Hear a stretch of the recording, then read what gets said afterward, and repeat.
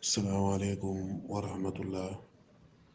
Mbokk yi ñu ngi leen di ziara, ñu ngi leen di nuyu, ñu ngi leen di ñaanal yàlla, ñu ngi sàkku itam ngeen ñaanal ñu yàlla. ñu ngi ñëwaat ak yéen ci benn faayda boo xamante ni solo gi xëy na bu waxtaan wi ñu nam ma def rombe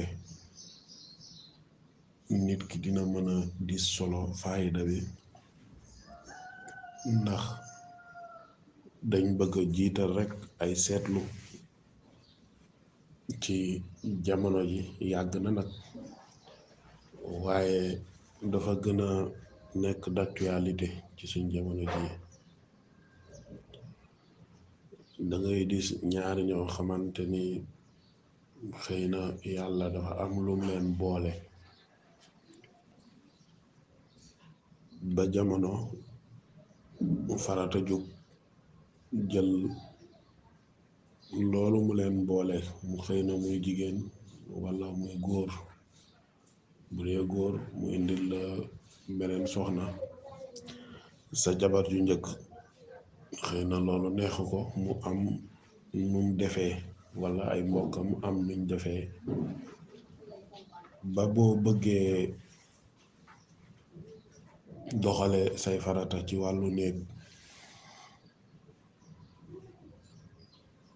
ak ki nga xamante ni moom lañ la jox bees, doo mën a ànd ak moom. te boo delloo ci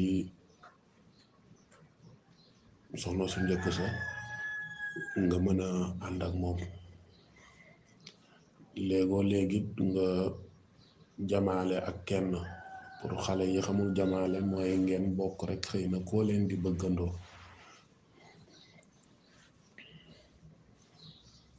yàlla def ca dogalam sàmba jël ko, paate xëy na loolu naqari ko, moom it mu jug ci ay mbiram walla mu dem ci borom pexe mu def sàmba loo xamante ni du mën a ànd ak moom. ñaar yooyu ku ko dégg di nga xam ni xala mën na faa jaar. faayda bii ñu leen di jox tey nag dafa nekk faayda boo xamante ni mu jarabun la, comme niñ ko daan defee ci suñ mbooleem faayda liñ leen di dikkee.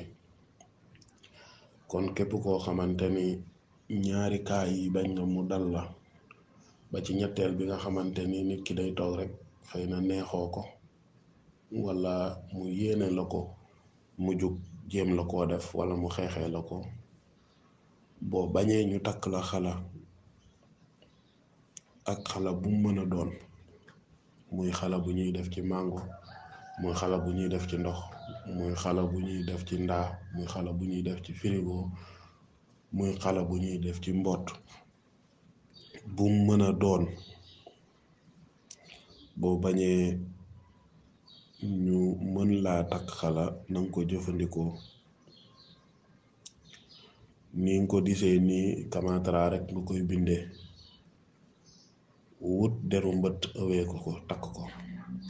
képp koo xamante ni gàllaaj gi mu ngi ci yow, ku taxaw ni la dalay takk xala, bu la neexee ñee ko waxoo dëgg. képp ku taxaw ni la dalay takk xala, nee ko waxoo dëgg. doole nag yamut, waaye kuñ dimbali nga të ku la mën. doole yamut, waaye kuñ dimbali nga të ku la mën.